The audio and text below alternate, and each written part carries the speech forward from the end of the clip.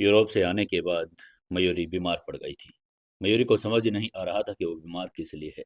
उसके पेट पर लात लगी इसलिए या उसके दिल के दर्द की वजह से। मयूरी घर पर आने के बाद पीली पड़ चुकी थी। उसकी माँ उसे दिलासा देने की कोशिश कर रही थी। अब आगे दोस्तों, आज के एपिसोड नंबर 22 में आपका हार्दिक स्वागत है। आप सुन रहे हैं कहानी जिद्दी बिलीनियर। अगर आप सुकून एफएम चैनल पर पहली बार आए हैं तो चैनल को सब्सक्राइब जरूर कर लें। वीडियो अगर अच्छी लग रही है तो वीडियो को लाइक जरूर कर दें, शेयर करें और एक प्यारा सा कमेंट करके जरूर बताएं कि कहानी कैसी लग रही है। चलिए शुरू करते हैं कहानी।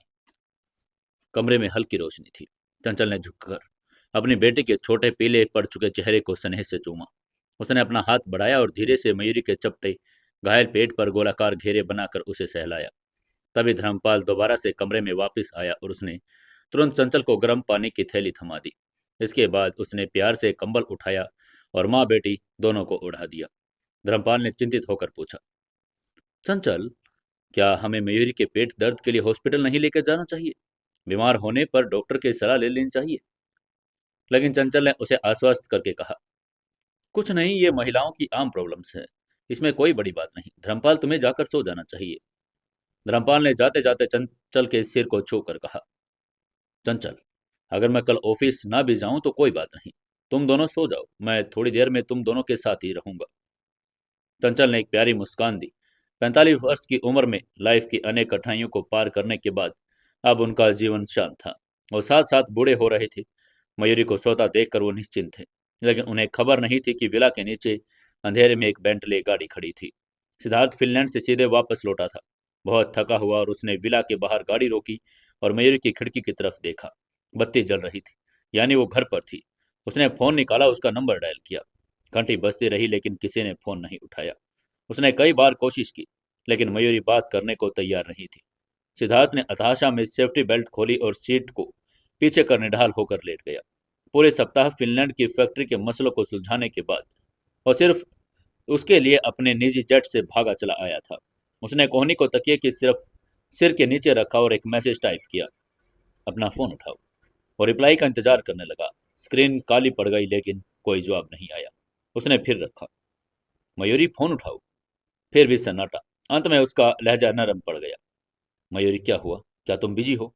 क्या तुम्हारे पास जवाब देने का भी समय नहीं? लड़की की तरफ से कोई उत्तर नहीं मिला। झुंझलाहट में उसने फोन पैसेंजर सीट पर फेंक दिया और खिड़की से आती रोशनी को घूरता रहा। पहले वो उसके पीछे भागती थी, उसे पाने के लिए हर संभव कोशिश करती थी, लेकिन अब वो उसकी जब वाइफ थी, वो उसे साफ तौर पर इग्नोर कर रही थी। उसका दिल खाली सा हो गया। उसे लगा कि वो नखरे दिखा रही है, लेकिन वो जानता था कि इस बार वो सचमुच आहत थी। वो उसे सफाई देने का एक मौका भी नहीं देना चाहती थी। थकी हुई आंखों को बंद करते ही सिद्धार्थ की वो रात मयूरी की यादों में तैर गई। वो अंधेरा कमरा, खिड़की से छनकर आती रोशनी और उसकी बाहों में सिमटी। वो बेगोनिया के फूल की तरह नाजुक लग रही थी। वो डर रही थी कि एक अनुभवहीन कागज के टुकड़े की तरह, जिसे दूसरे प्रीमियम प्रोडक्ट कहते थे। उस रात पुरुष सुलभ अधिकार और शायद उसकी आत्मा पर किसी जादू के कारण वो खुद को रोक नहीं पाया था। उसने उसे टूट कर चाहा था। उसने मन में दोहराया, वो मेरी है, और वही कार में सो गया। जब सिद्धार्थ की आंखें खुली तो सूरज चढ़ चुका था। विला में अब भी शांति थी। उसने फिर फोन मिलाया, लेकिन रिजल्ट वही, कोई जवाब नहीं आया। सिद्धार्थ का हैंडसम चेहरा सख्त हो गया। वो ऐसी औरतों को पसंद नहीं करता था जो थोड़ा पाकर कुछ ज्यादा की उम्मीद करे। गुस्से में उसने कार स्टार्ट की और गुलेरिया किंग की तरफ बढ़ गया। रास्ते में एक डिपार्टमेंटल स्टोर के बाहर लगी बड़ी स्क्रीन पर उसे एक जाना पहचाना चेहरा दिखाई दिया। उसने गाड़ी रोकी। स्क्रीन पर मयूरी थी, एक अवार्ड शो में बेहद खूबसूरत गाउन पहने। उसकी आवाज गूंजी, मुझे लगता है कि हर लड़की के दिल में एक सिद्धार्थ रहता है। वो जेंटलमैन, हैंडसम और केयरिंग है। सिद्धार्थ ने जोर से ब्रेक लगाया। स्क्रीन पर मयूरी ने उसका नाम इतनी कोमलता से लिया था कि उसका दिल पिघल गया। उसकी आंखों में गहरा प्यार था। वो गाड़ी से उतरा और स्क्रीन को देखने लगा। तभी रिपोर्टर्स की भीड़ ने उसे घेर लिया। एक रिपोर्टर ने माइक आगे सिद्धार्थ के आगे किया और पूछा, यंग मास्टर सिद्धार्थ, मयूरी ने सबके सामने अपने प्यार का इजहार किया, आपकी क्या राय है? एक और रिपोर्टर ने तुरंत सवाल पूछा, क्या आप उसका ये प्रपोजल एक्सेप्ट करेंगे? लेकिन सिद्धार्थ ने कानों पर बस मयूरी के शब्द गूंज रहे थे। उसने सोचा कि वो लाइफ टाइम अकेला रहेगा, लेकिन किसी ने उसे इतना गहरा प्यार किया था। वो स्तब्ध था। अगर वो उससे इतना प्यार करती थी तो फिनलैंड में अब ये बेरुखी क्यों? उसने रिपोर्टर्स की बात का कोई जवाब नहीं दिया और वापस गुलेरिया किंग की तरफ चल पड़ा। ऑफिस पहुंचकर सिद्धार्थ ने काम में डूबने की कोशिश की, लेकिन उसका मन नहीं लगा। उसने चेतन से अपनी मीटिंग्स का समय बदलने को कहा और लॉन्ज में चला गया। नहाने के बाद वो शीशे के सामने खड़ा हुआ। पहली बार उसने खुद को गौर से देखा। धनुष आकार बोही, चमकती आंखें और तीखी नाक। उसने मन ही मन में सोचा, क्या वो उसे ही हैंडसम कह रही थी? उसे याद आया कि उस रात वो कितना कठोर था। उसके कंधे पर अपनी उंगलियों के निशान और उसका दर्द अब कचोट रहा था। क्या वो सिर्फ उसके पैसे के लिए उसे चाहती थी? उसे फर्क नहीं पड़ता था। उसने अलमारी से कपड़े निकाले और उसने पहली बार खुद को संवारने में वक्त लगाया। बालों में जेल लगाया और तैयार होकर फिर निकल पड़ा। वहीं उधर मेहरा विला के मयूरी जाग गई थी। वो दलिया पी रही थी और जब मधु घबराई हुई उसके पास अंदर आई। मधु ने आते ही पूछा, मयूरी तुम्हारा फोन कहाँ है? मैं कब से तुमसे बात करने की कोशिश कर रही हूँ, तुम फोन क्यों नहीं उठा रही? मयूरी ने लापरवाही से झूठ बोलकर कहा, खो गया शायद। उसे भूख नहीं थी, उसका जी मिचला जा रहा था। तभी मधु ने उसके पीले चेहरे और चोटिल हाथ को देखा।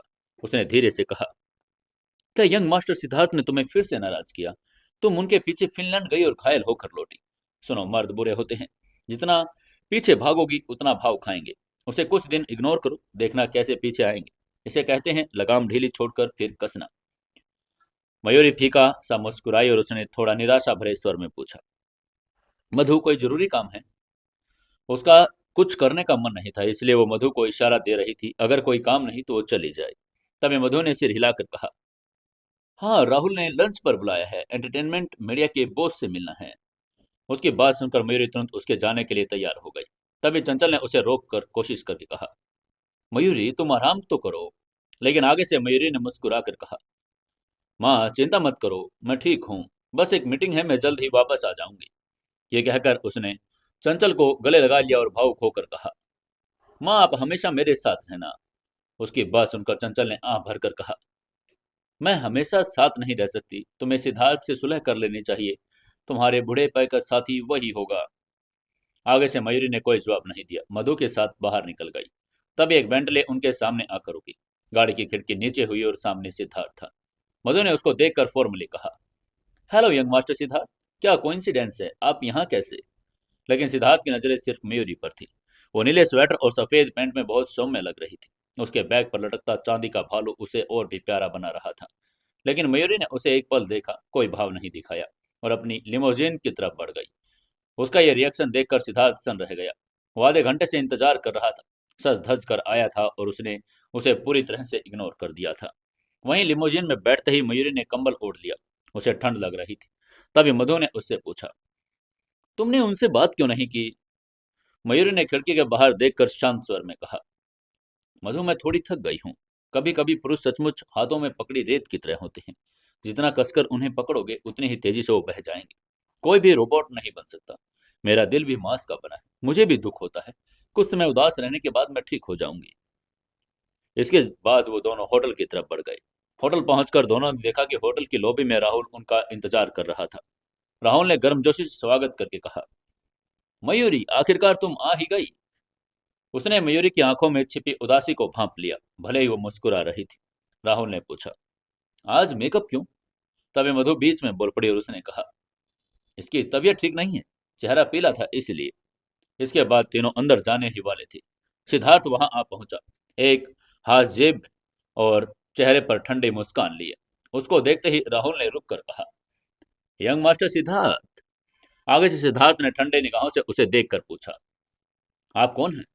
राहुल ने मुस्कान के साथ जवाब देकर कहा, मैं राहुल हूं, मयूरी का पहला प्यार। उसकी बात पूरी होते ही माहौल में तनाव फैल गया।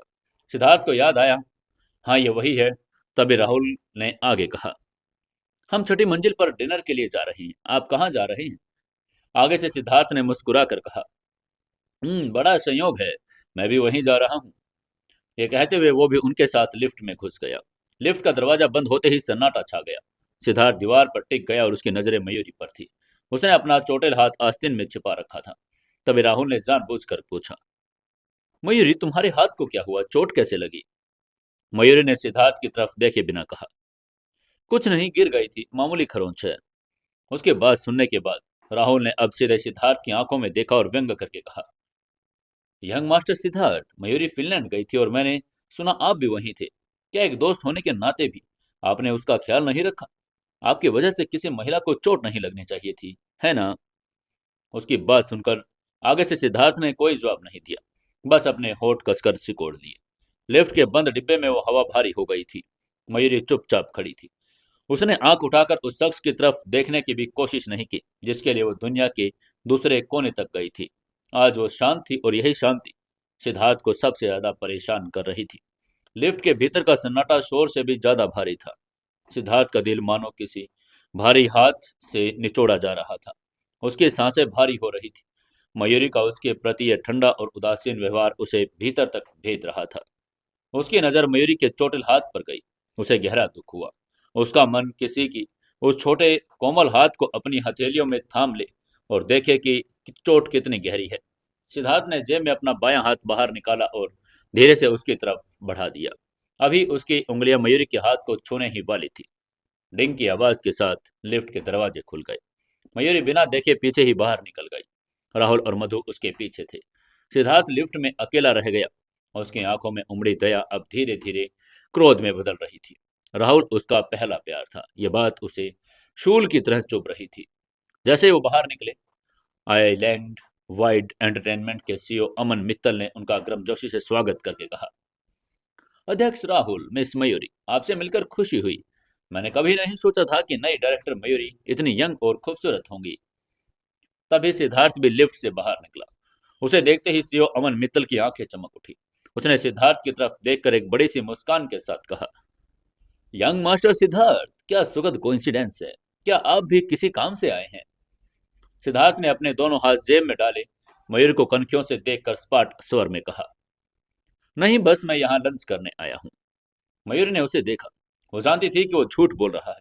वो इतना खाली कब से हो गया कि यहाँ समय बिताने आई, या वो सिर्फ उसके लिए यहाँ था। वहीं सीओ अमन ने मौका नहीं गवाया। उसने तुरंत ऑफर करके कहा, वाह, ये तो और भी अच्छा है। यंग मास्टर सिद्धार्थ को आपत्ति न हो तो हमारे साथ लंच करें। मैंने एक पर्सनल रूम बुक किया है। सिद्धार्थ ने तुरंत सहमति देकर कहा, जरूर। वो तो इस मौके का इंतजार कर रहा था। तभी राहुल ने व्यंग्यात्मक हंसी के साथ कहा, ओह यंग मास्टर सिद्धार्थ, ये वाकई अजीब कोइंसिडेंस है। हम यहाँ हैं तो आप भी यही हैं। अब हम लंच कर रहे हैं तो आप भी साथ हैं। उसके शब्दों में छिपा अर्थ साफ था कि क्या तुम पीछा कर रहे थे। उसकी बात सुनकर सिद्धार्थ के चेहरे पर एक ठंडी मुस्कान तैर गई। उसकी गहरी निगाहें राहुल पर टिक गई। उसने ठंडे मुस्कान के साथ पलटवार करके कहा, ये सही है। अगर ये महज कोइंसिडेंस होता तो सीओ राहुल का पहला प्यार किसी और की गर्लफ्रेंड कैसे बन सकता है। इसी के साथ माहौल में तनाव की बिजली कौंध गई। दोनों पुरुषों की निगाहें तलवारों की तरह लटकाई। तभी सीओ अमन ने घबराकर सिचुएशन को संभाल कर कहा, चलिए चलिए, अंदर चलकर बात करते हैं। पर्सनल रूम में सिद्धार्थ स्वाभाविक रूप से हेड सीट पर बैठा। मयूरी उससे दूर राहुल के बगल में बैठी थी। यह देखकर सिद्धार्थ का खून खोल गया। जब वो उसे चाहती थी तो उसका पीछा करती थी, और अब वो उसकी वाइफ है तो उसके राहुल के साथ बैठी है जिससे वो नफरत करता है। इसी बीच वेटर ने खाना परोसा। तभी राहुल ने बात शुरू की, सीओ अमन, मयूरी आपकी कंपनी में इन्वेस्ट करना चाहती है। यह आपके लिए सौभाग्य की बात होगी। सीईओ अमन ने उत्साह से सिर हिलाया और कॉन्ट्रैक्ट मयूरी की तरफ बढ़ाकर कहा, ये रही शर्तें जो हर लिहाज से बेस्ट है। मयूरी कॉन्ट्रैक्ट खोलने ही वाली थी। तभी एक भारी और ऑथोरेटिव आवाज गूंजी, मयूरी आइलैंड वाइल्ड में इन्वेस्ट करना चाहती है। क्या कोइंसिडेंस, मेरा भी यही प्लान है। ये बात सुनते ही कमरे में सन्नाटा छा गया। सीईओ अमन अविश्वास से सिद्धार्थ को देखने लगे। सिद्धार्थ जैसा व्यक्ति पूरी जो उसको कंपनी का एक पल में खरीद ले, उसे इन्वेस्ट करने की क्या जरूरत थी। तभी सिद्धार्थ ने मयूरी की आंखों में देखकर ठंडे स्वर में कहा, सीईओ अमन, अगर मैं इन्वेस्ट करता हूं तो मुझे नहीं लगता कि कंपनी को किसी और इन्वेस्टमेंट की जरूरत होगी, है ना? यह सीधी धमकी थी। तभी मयूरी ने अपने बाल कान के पीछे किया और उसे तल्खी से कहा, यंग मास्टर सिद्धार्थ, इन्वेस्ट के लिए भी लाइन में लगना पड़ता है। आगे से सिद्धार्थ ने उपहास करके कहा, ओह लाइन, कॉर्पोरेट वर्ल्ड में लाइन नहीं, योग्यता मायने रखती है। अगर मिस मयूरी मेरे साथ कंपटीशन करना चाहती है तो देखते हैं किसके पास ज्यादा पैसा है। अब रूम का माहौल पूरी तरह से गर्म हो चुका था। तभी सीईओ अमन ने माहौल हल्का करने की कोशिश करके कहा, अरे अरे, हम बात कर सकते हैं। मिस मयूरी ने तो अवार्ड शो में यंग मास्टर सिद्धार्थ की कितनी तारीफ भी की थी। तभी सिद्धार्थ ने अमन की बात को बीच में काटा और सीधे मयूरी से पूछा, मिस मयूरी, अवार्ड शो के दौरान आपने जो शब्द कहे थे, क्या वो सच्चे थे? वो चाहता था कि वो एक्सेप्ट करे, उसके सामने झुके, लेकिन मयूरी भी आज आर पार के मूड में थी। वो उसे प्यार करती थी, लेकिन वो उसे जलील करने का हक नहीं दे सकती थी। उसने एक मोहक लेकिन झूठी मुस्कान के साथ कहा, यंग मास्टर सिद्धार्थ, वो बातें ज्यादातर तो सिर्फ दर्शकों का मनोरंजन करने के लिए थी। उसकी बात सुनकर सिद्धार्थ का चेहरा पत्थर हो गया। मेज के नीचे उसकी मुट्ठी इतनी जोर से बंधी कि पोल सफेद हो गई। वो उसके प्यार को मनोरंजन कह रही थी। अभी राहुल ने तुरंत टॉपिक चेंज करके कहा, अरे यार छोड़िए इसे, चलिए खाना खाते हैं। उसने मयूरी की प्लेट में खाना परोसा। मयूरी ने सामने से उसका पसंदीदा बटर बिस्किट लिया और लेकिन उसकी गंध से ही उसकी उबकाई आने लगी। उसने मुंह ढक लिया। यह देखकर मधु, राहुल चिंतित हो गए। उन्होंने एक साथ पूछा, क्या हुआ मयूरी? सिद्धार्थ की पैनी नजर सब देख रही थी। फाउंडेशन के बावजूद मयूरी का पीलापन और कमजोरी छिप नहीं पा रही थी। यह देखकर सिद्धार्थ ने मन ही मन में कहा, क्या वो रो रही थी? ये सोचकर उसका दिल गुस्से से बावजूद पसीज गया। उसे लगा कि वो उठाकर उसे गले लगा ले। उसका शरीर जो कभी इतना सुडौल और भरा हुआ था, अब वो कितना कमजोर लग रहा था। लेकिन उसने खुद को रोके रखा। मयूरी ने बमुश्किल थोड़े से चावल खाए। मेज पर सन्नाटा ऐसा था कि सांसों की आवाजें भी सुनाई दे रही थी। सिद्धार्थ ने अपना चॉपस्टिक को हाथ में नहीं लगाया। वो बस मूर्ति की तरह बैठा रहा, जिससे बाकी सब भूख भी मर गई। खाना खाते और मयूरी जब खाना खत्म हुआ तो बाहर निकल गई। सिद्धार्थ जब लॉबी में पहुंचा तो उसने देखा मयूरी सीढ़ियों पर अपने फैंस से घिरी हुई थी और मुस्कुराते हुए ऑटोग्राफ दे रही थी। तभी भीड़ से एक छोटा बच्चा रोने लगा। मयूरी ने भीड़ को हटाया और बच्चे को उठाने के लिए झुकी। तभी उसको किसी का धक्का लगा। वो गिरने ही वाली थी। सिद्धार्थ उसको बचाने के लिए दौड़ा, लेकिन राहुल उससे तेज था। राहुल ने मयूरी को गिरने से पहले अपनी बाहों में जकड़ लिया। उसका हाथ मयूरी की कमर पर था। यह देखकर सिद्धार्थ वहीं ठिठक गया। उसकी आंखों में एकदम से आग लग गई। बच्चे के पिता के आने के बाद मयूरी राहुल से अलग हुई और जाने लगी। उसने राहुल का शुक्रिया अदा करके कहा, थैंक यू सीओ राहुल, अब मैं चलती हूँ। मयूरी के जाने के बाद राहुल पलटा तो देखा सिद्धार्थ उसके ठीक पीछे खड़ा था, साक्षात यमराज की तरह। सिद्धार्थ ने उसे बर्फीली आवाज में पूछा, क्या सीओ राहुल अब भी मयूरी पसंद करते हैं? आगे से राहुल ने निडर होकर जवाब देकर कहा, क्या यंग मास्टर सिद्धार्थ को इससे फर्क पड़ता है? सिद्धार्थ का संयम टूट गया। धड़ाम और उसने एक जोरदार मुक्का राहुल के चेहरे पर दे मारा। तुम उसके बारे में सोच भी कैसे सकते हो? वो सिर्फ मेरी है, और वो सिर्फ सिद्धार्थ गुलेरिया की है। वहीं राहुल लड़खड़ाया। उसके होठ से खून बहने निकला, लेकिन वो अभी पीछे नहीं हटा। उसने पलटवार किया और उसने भी सिद्धार्थ के चेहरे पर घूंसा मारकर कहा, तुम्हारी है और फिर भी तुम उसके साथ ऐसा बर्ताव करते हो, तुम्हें शर्म नहीं आती? दोनों रईस जादे अपनी गरिमा भूलकर एक दूसरे में गुत्थम गुत्था हो गए। राहुल ने चिल्लाकर आगे कहा, सिद्धार्थ, मैंने सोचा था कि अगर वो खुश रहेगी तो मैं पीछे हट जाऊंगा, लेकिन देखो उसे, वो पीली पड़ गई है, सूख गई है। वो तुम्हारे लिए फिनलैंड तक गई, और तुम, क्या तुम उसके प्यार के लायक हो? आगे से सिद्धार्थ ने राहुल को दीवार पर दे मारा। उनकी इस टक्कर से वहां पड़ा एक फूलदान चकनाचूर हो गया। गार्ड्स ने बड़ी मुश्किल से उन्हें अलग किया।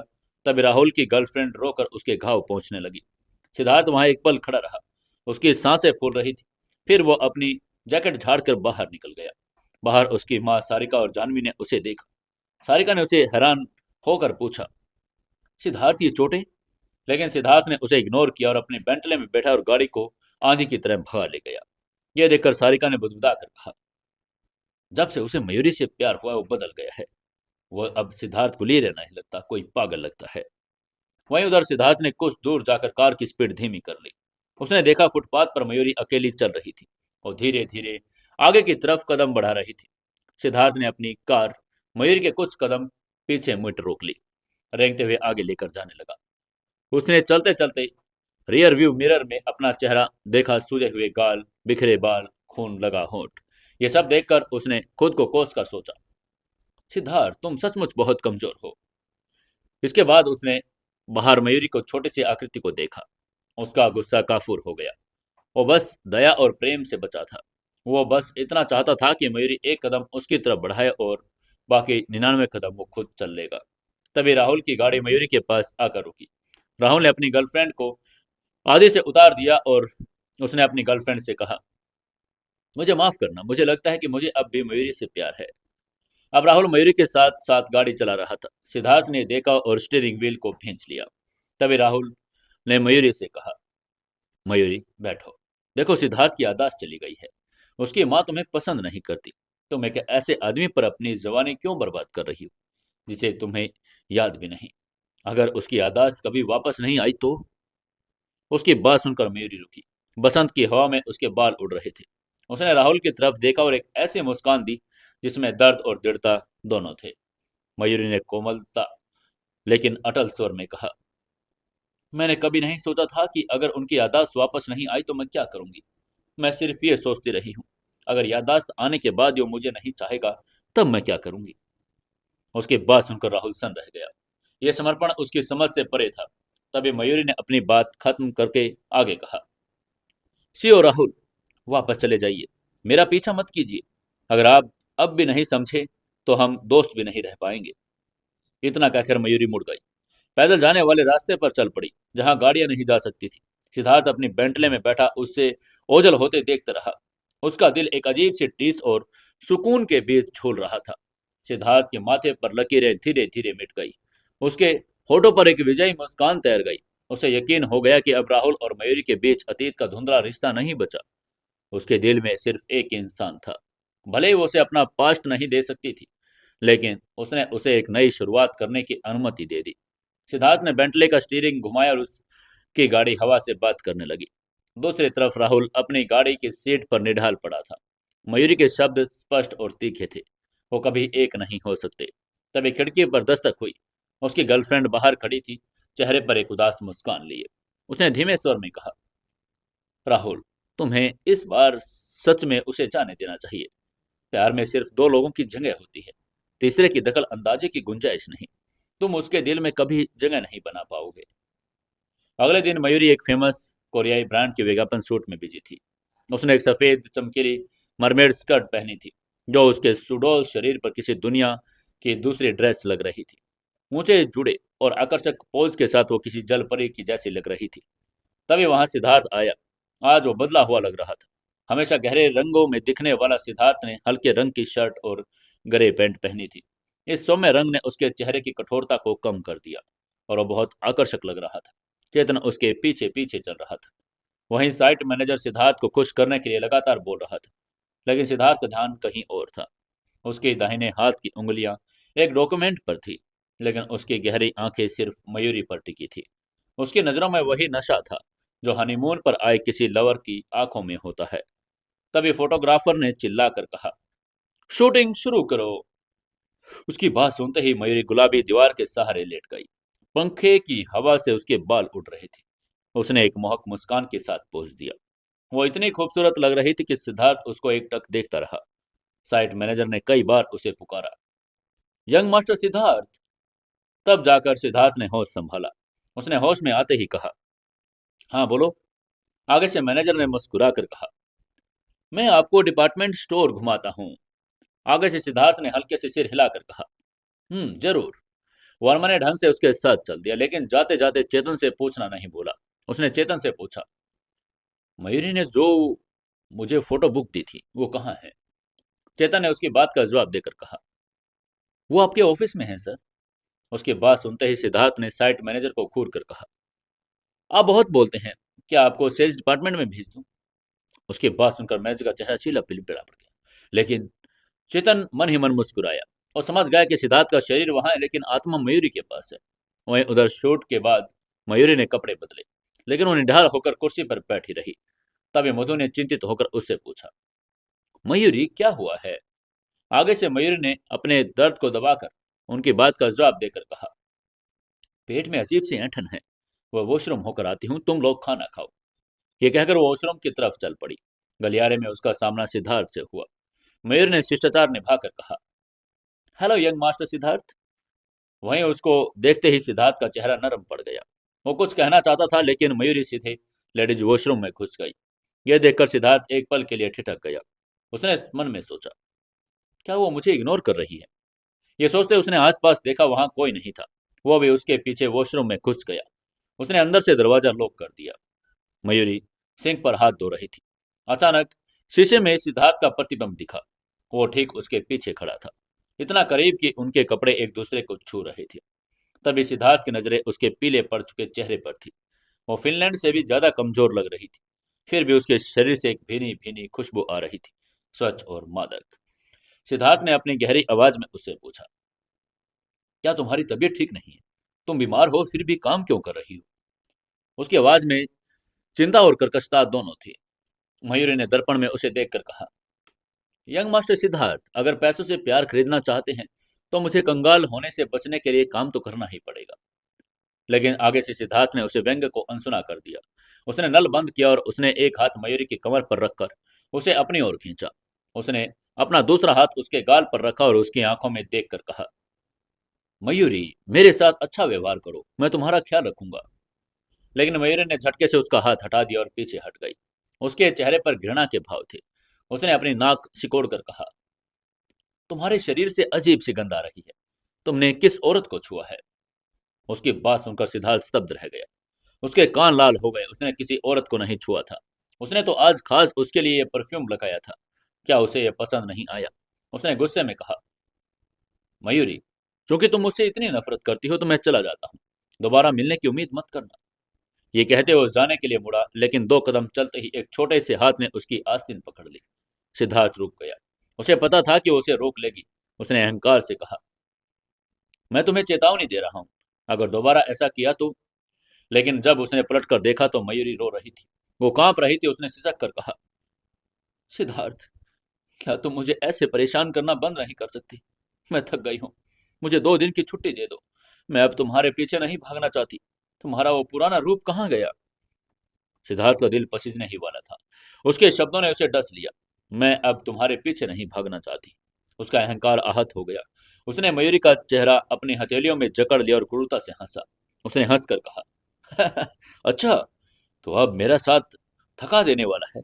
मेरे पीछे नहीं भागना चाहती? किसने कहा भागने को? तुमने ही शुरुआत की थी।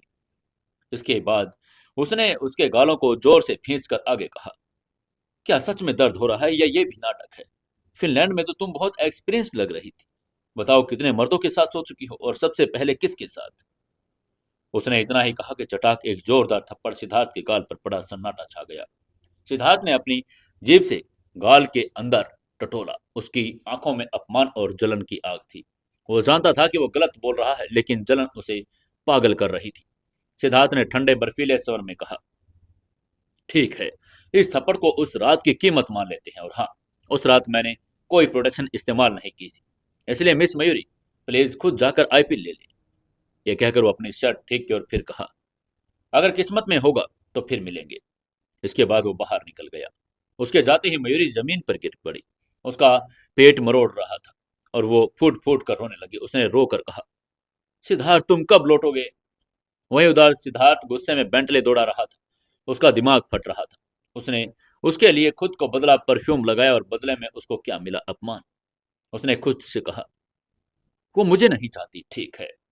ये सोचकर उसने अपना फोन बंद कर लिया। उसने मन बना लिया कि वो अमेरिका वापस जाएगा और वो उसे तड़पाएगा। अपने ऑफिस पहुंचते ही उसने चेतन को ऑर्डर देकर कहा, दोपहर तक अमेरिका की फ्लाइट बुक करो और मेरा पर्सनल फोन नंबर बंद कर दो। किसी को मत बताना कि मैं कहाँ जा रहा हूँ। उसकी बात सुनकर चेतन हैरान रह गया। उसने थोड़ा झिझक कर कहा, किसी को नहीं मतलब मैडम को भी नहीं? लेकिन सिद्धार्थ की आंखों ने उसे चुप करा दिया। उसने चिल्लाकर कहा, काम पर जाओ। चेतन समझ गया।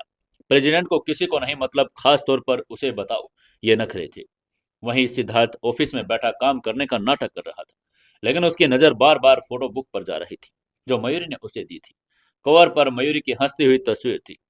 उसने उंगली से उसकी तस्वीर को छुआ और ऐसे 2 घंटे बीत गए, लेकिन उसकी मयूरी का कोई कॉल नहीं आया। उसने झुंझलाकर चेतन को बुलाया। उसने चेतन से पूछा, क्या कोई मुझे मिलने आया था? चेतन ने लिस्ट पकड़कर कहा, हाँ, सेक्रेटरी दिव्या, चेयरवुमन सारिका। तभी सिद्धार्थ ने चिल्लाकर उसके बात को बीच में रोक कर कहा, बस करो। क्या तुम्हारे फोन में बैलेंस नहीं? मयूरी का फोन नहीं आया? चेतन ने हल्के से सिर हिलाकर उसकी बात का जवाब देकर कहा, नहीं सर। उसकी बात सुनकर सिद्धार्थ का चेहरा उतर गया। वहीं चेतन को हंसी आ रही थी, लेकिन उसने गंभीरता बनाए रखी। उसने अपना फोन सिद्धार्थ के पास रखा और कॉन्टैक्ट लिस्ट में मैडम का नाम बदलकर मयूरी कर दिया। चेतन ने बहाना बनाकर कहा, सर, मेरा फोन खराब है, क्या आप इसे ठीक कर देंगे? सिद्धार्थ समझ गया। उसने हल्के से मुस्कुरा कर कहा, सेक्रेटरी चेतन, तुम्हारी सैलरी बढ़ाने का समय आ गया है, नया फोन ले लेना। उधर डिपार्टमेंट स्टोर में मधु परेशान थी। मयूरी अभी तक नहीं लौटी थी। तभी उसे कंचन मिली। कंचन ने उससे पूछा, मयूरी कहाँ है? मधु ने उसको पूरी बात बताकर कहा, वो वॉशरूम गई थी, लौटी नहीं। वो बहुत उदास है, उसका सिद्धार्थ के साथ कुछ झगड़ा चल रहा है। उसकी बात सुनकर कंचन की चिंता बढ़ गई। उसने चिंता भरे स्वर में कहा, झगड़ा? 3 महीने के एग्रीमेंट्स में से 2 महीने बीत चुके। उसके पास समय नहीं है बर्बाद करने को। मुझे सब कुछ विस्तार से बताओ। मधु रास्ते में पिछले कुछ दिनों की सारी घटनाओं की डिटेल देते हुए कंचन को लेकर ऊपर मयूरी को ढूंढने चल पड़ी। वो नहीं जानती थी कि वॉशरूम के बंद दरवाजे के पीछे मयूरी किस हाल में थी। वॉशरूम का दरवाजा अंदर से बंद था। मधु घबराहट में दरवाजा खटखटा रही थी। उसने चिल्लाकर पूछा, मयूरी, मयूरी, क्या तुम अंदर हो? हमें डराओ मत, प्लीज बाहर आ जाओ। मधु की विनती अभी पूरी नहीं हुई थी। कंचन ने उसे एक तरफ धकेल कर कहा, मधु हटो, तुम इतनी नरम क्यों हो? उसकी आंखों में चिंता और गुस्सा दोनों थे। कंचन ने दरवाजे पर जोर से लात मारी और चिल्लाकर कहा, मयूरी, मैं तुम्हें 3 सेकंड देती हूँ, अगर दरवाजा नहीं खुला तो मैं इसे तोड़ दूंगी। अगर कल तुम इसके लिए हेडलाइन में आओ तो मुझे दोष मत देना। 1, 2, 3 बोलने की नौबत नहीं आई। दरवाजा खुला और मयूरी उनके सामने खड़ी थी। लेकिन अगले ही पल उसकी छोटी सी आकृति लड़खड़ाई। वो सीधे जमीन पर गिर पड़ी। ये देखते ही कंचन ने झपट कर उसकी पतली कमर थाम ली। मयूरी! कंचन ने उसे जमीन पर गिरने से बचाया। कंचन ने उसे झिझक कर कहा, तुम बेहोश क्यों हो रही हो? तुम्हारा शरीर बर्फ जैसा ठंडा है। क्या तुम अभी फ्रिज से निकली हो? देखो तुमने अपनी हालात क्या बना ली। क्या एक आदमी के लिए सब करना जायज है? तभी मधु ने बीच में बचाव करके बोला, मिस कंचन, अभी उसकी आलोचना मत कीजिए। तभी मयूर ने धीरे से आंखें खोली। उसका माथा ठंडे पसीने से भीगा था। उसने कमजोर आवाज में कहा, कुछ नहीं, शायद फर्श पर ज्यादा देर बैठी रही इसलिए चक्कर आ गया। आगे से कंचन ने उसे सहारा देकर खड़ा करके कहा, मैंने सुना है कि तुमने दिन से कुछ नहीं खाया। तुम्हारी आंखें सूज गई हैं। अगर मैं सिद्धार्थ होती तो मैं तुम्हें पसंद नहीं करती। जो औरत खुद की कदर नहीं करती, वो किसी और से प्यार की उम्मीद कैसे कर सकती है? उसकी बात सुनकर मयूरी ने उसे थकान की नजरों से देखकर धीरे से कहा, कंचन, क्या तुम थोड़ी सहानुभूति नहीं दिखा सकती? आगे से कंचन ने कड़क स्वर में कहा, बिल्कुल भी नहीं। चलो खाना खाने चलते हैं। ये कहकर मयूरी को लिफ्ट में ले गई। मधु भी उनके पीछे चल रही थी। तीनों लिफ्ट में थे। तभी मधु के फोन पर चेतन का मैसेज आया। मधु, मयूरी क्या कर रही है? वो फोन नहीं उठा रही। प्रेसिडेंट अमेरिका जा रहे हैं, उसे बता देना। वो इमोशनल ब्लैकमेल था। मधु जवाब देने ही वाली थी, कंचन ने फोन छीन लिया। उसने तेजी से टाइप किया और सेंड दबाकर फोन वापस मधु की तरफ फेंक दिया। मधु ने स्क्रीन देखी और सन रह गई। मैसेज था, मयूरी इस समय एक ब्लाइंड डेट पर है, उसके पास समय नहीं। यंग मास्टर सिद्धार्थ को उनकी यात्रा के लिए शुभकामनाएं। उनसे कहिए आराम से जाएं, वो उन्हें विदा करने नहीं आएगी। तभी लिफ्ट खोली। कंचन मयूरी को खींचकर बाहर ले गई। उसे मयूरी से कहा, चलो तुम्हें खाना खिलाती हूँ। वो एक आलीशान वेस्टर्न रेस्टोरेंट पर पहुंचे। कंचन ने मेनू देखा और मयूरी की तरफ देखकर कहा, तुम्हें फ्रूट केक पसंद है ना? मैं ऑर्डर करती हूँ। लेकिन आगे से मयूरी ने सिर हिलाकर कहा, नहीं, वो बहुत मीठा है, मुझे नहीं चाहिए।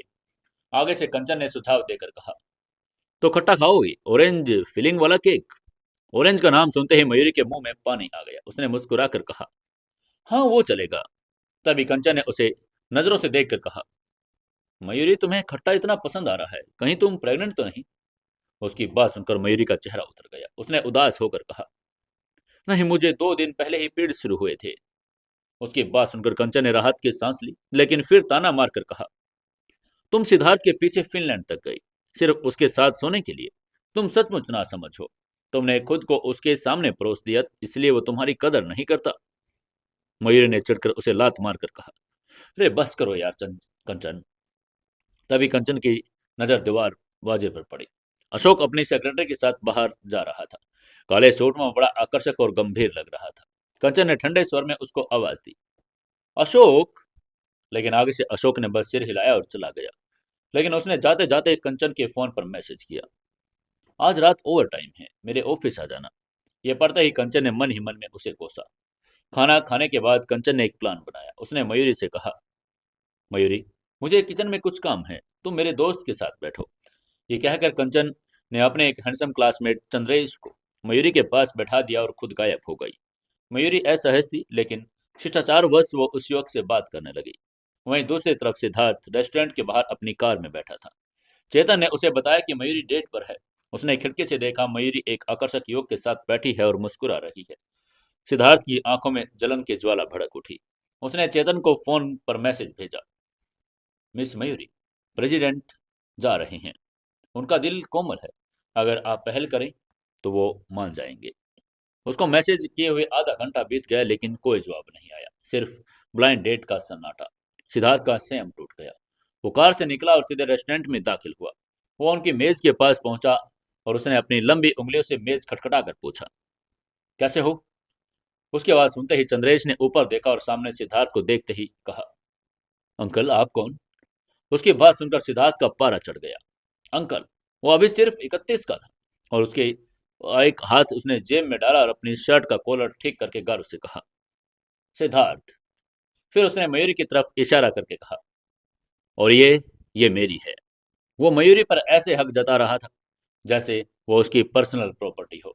उसकी बात सुनकर चंद्रेश हैरान रह गया। उसने हैरान होकर कहा, लेकिन मयूरी तो अभी आंटी नहीं बनी। आगे से सिद्धार्थ ने उसे घूर कर कहा, बेटा तुम अभी बहुत छोटे हो।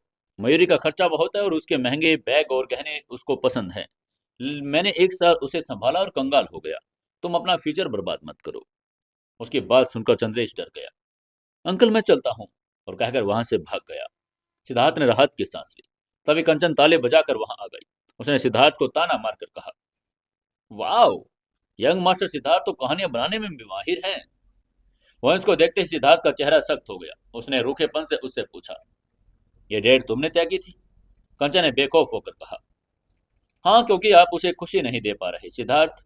जब कोई लड़की अपना आत्मसम्मान भूलकर आपके पीछे भागती है तो इसका मतलब ये नहीं कि वो सस्ती है। इसका मतलब है कि वो आपसे प्यार करती है, लेकिन आप उसे हर बार चोट पहुंचाते हैं। आज आपने जो किया, बाथरूम में उसकी इंसल्ट करना, अमेरिका जाने की धमकी देना, ये सब बचपना है। कंचन ने उसकी आंखों में देखा। उसकी चेतावनी देकर उसने आगे कहा, दुनिया में और भी अच्छे मर्द हैं। अगर आपने उसे धकेलना जारी रखा तो वो किसी और की हो जाएगी और तब आप सिर्फ पछताएंगे। इतना कहकर कंचन चली गई। वहीं उसकी बातें सुनकर सिद्धार्थ की सोच में डूब गया। सिद्धार्थ के पास एक बार में गया। कंचन की बातें उसके दिमाग में हथौड़े की तरह बज रही थी। उसने एक के बाद एक कई गिलास वाइन पी। उसने अपना फोन निकाला और मयूरी को मैसेज किया, मयूरी, क्या तुम अब भी मुझे चाहती हो? लेकिन कोई जवाब नहीं आया। उसने दोबारा मैसेज किया, मयूरी चलो सुलह कर लेते हैं, फिनलैंड में मेरी गलती थी। लेकिन दूसरी तरफ से फिर से सन्नाटा। इसके बाद सिद्धार्थ एक और मैसेज करने लगा, मयूरी मेरी गर्लफ्रेंड बनो प्लीज। लेकिन कोई जवाब नहीं आया। सिद्धार्थ कड़वाहट से हंसा। कंचन सही थी। उसने उसे इतना दूर धकेल दिया कि अब वो लौटना ही नहीं चाहती। अचानक उसे घबराहट हुई। उसे डर लगने लगा कि कहीं वो सच में किसी और को न चुन ले। वो बाहर से बाहर भागा। बाहर बारिश शुरू हो चुकी थी, लेकिन उसे परवाह नहीं थी। वो अपने बेंटले में बैठा और मयूरी के घर की तरफ गाड़ी दौड़ा दी। वहीं उधर मेहरा विला में सन्नाटा था। मयूरी के मम्मी पापा एक शादी में गए थे। वो अपने कमरे में अकेली बैठी थी, शरीर और मन दोनों से थकी हुई। उसने लैंडलाइन फोन उठाया। उसकी उंगलियां सिद्धार्थ का नंबर डायल करने के लिए मचल रही थी। तभी नीचे से आवाज आई, मयूरी। आवाज सुनते ही मयूरी का दिल धक से रह गया। क्या ये उसका वहम है? तभी दोबारा से आवाज आई, मयूरी मेहरा। आवाज असली थी। वो दौड़कर खिड़की पर गई और उसने नीचे देखा। बाहर मूसलाधार बारिश हो रही थी और वहां बारिश के बीचों बीच सिद्धार्थ खड़ा था। वो पूरी तरह से भीगा हुआ था। उसकी शर्ट शरीर से चिपकी हुई थी, लेकिन उसकी निगाहें सीधे खिड़की पर टिकी थी। वो वहां उसे देखकर राहत की सांस ले रहा था। वो जीवित थी, वो वहीं थी। सिद्धार्थ ने अपने दोनों हाथ मुंह के पास रखकर भोंपू बनाया और पूरी ताकत से चिल्लाया, ताकि बारिश के शोर में भी उसकी आवाज उस तक पहुंच सके। उसने चिल्लाकर कहा, मयूरी, अब मुझसे नाराज मत हो, ठीक है? उसकी आवाज में दर्द, नशा और बेपनाह मोहब्बत थी। उसने आगे कहा, ये मेरी गलती है मयूरी, मुझे एक और मौका दे दो। मैं तुम्हें पसंद करता हूँ, बहुत ज्यादा पसंद करता हूँ। चलो हम ऑफिशियल तौर पर डेटिंग शुरू करते हैं, क्या तुम मेरी बनोगी? मयूरी खिड़की पर जम गई। बारिश की बूंदों के साथ सिद्धार्थ के शब्द उसके दिल पर गिर रहे थे। वो आदमी जो इतना अहंकारी था, आज बारिश में भीग कर उसके घर के नीचे खड़ा होकर गिड़गिड़ा रहा था। उसने अपनी सांसें रोक ली और मन ही मन में सोचा, क्या ये वही सिद्धार्थ है जिसने सुबह मुझे दुत्कारा था? वही सिद्धार्थ नीचे खड़ा भीगा। उसने अपनी चांदनी को निहारा। उसी उम्मीद के साथ कि उसे माफ कर देगी। दूसरी तरफ मयूरी की उसके कानों पर विश्वास नहीं हो रहे थे। क्या वो उसे पसंद करता है? क्या वो ऑफिशियल तौर पर डेट के लिए पूछ रहा है? उसको लगा कि वो सपना देख रही है, इसलिए उसने जोर से अपनी जांग कचोटी। दर्द हुआ, वो सपना नहीं था। अरे बाप रे! घबराहट और खुशी के मिले जुले भाव में वो खिड़की से गायब हो गई। उसको ऐसे जाता देखकर नीचे खड़ा सिद्धार्थ निराश हो गया। वो बिना जवाब दिए चली गई। उसने हताशा में फिर पुकारा, मयूरी! तभी विला का मेन गेट खुला। एक पतली सी आकृति, पीली ड्रेस पहने, हाथ में गुलाब छाता लिए, उसकी तरफ बढ़ी। मयूरी बारिश में चलकर उसके पास आई और अपने पंजों के बल खड़े होकर छाता उसके शरीर पर तान दिया। मूसलाधार बारिश उनके आसपास गिर रही थी, लेकिन उस छोटे से गुलाबी छाते के नीचे उनकी अपनी एक अलग ही दुनिया बन गई। सिद्धार्थ ने भीगे हुए नन्हे चेहरे को देखा, भारी आवाज में कहा, मयूरी। मयूरी के दांत किटकिटा रहे थे, लेकिन उसकी आंखों में चमक थी। उसने झिझक कर पूछा, यंग मास्टर सिद्धार्थ, आप यहाँ क्या कर रहे हैं? क्या आपको मुझसे नफरत नहीं थी? आपने सुबह ही तो कहा था कि मेरे कई पुरुषों के साथ रिलेशन रहे हैं। तभी सिद्धार्थ ने उसकी बात काटकर जल्दी से कहा, नहीं, ऐसा नहीं है। मैं गुस्से में था मयूरी। जब तुमने कहा कि तुम मेरा पीछा नहीं करना चाहती तो मैं डर गया। मैं जानता हूं कि तुम कैसी हो, भोली और समझदार। मैंने कभी तुम्हारे शरीर को दिल से नहीं चाहा। मुझे तुम्हारे दिल में इंटरेस्ट है। वो मयूरी की नाक लाल हो गई। उसने सुबह कर पूछा, तो तुम और जानवी, उस रात तुम्हारी बेल्ट खुली थी? सिद्धार्थ ने उसके चेहरे को अपनी हथेलियों में भर कर कहा, हमारे बीच कुछ नहीं हुआ। मुझे नशा दिया गया था। वो सब एक नाटक था। अगर तुम न आती तो मैं भी खुद को संभाल लेता। इसी बीच बारिश तेज हो गई, लेकिन सिद्धार्थ की हथेलियों की गर्माहट मयूरी को सुकून दे रही थी।